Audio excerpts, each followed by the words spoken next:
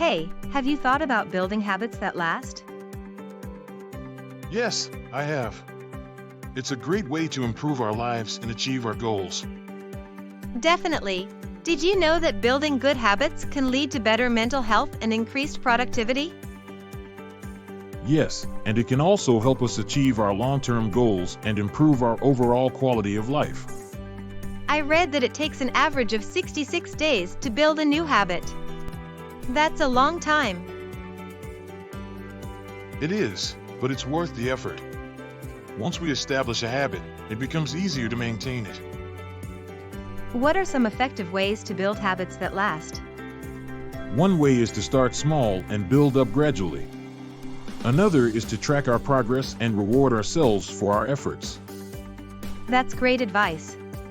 What are some examples of habits we can build? We can build habits like exercising regularly, eating healthy, reading every day, or practicing gratitude. Those are great examples. I'll definitely start building good habits to make 2024 the year of unbreakable habits. That's fantastic to hear. Building good habits can have a significant impact on our lives and help us achieve our goals.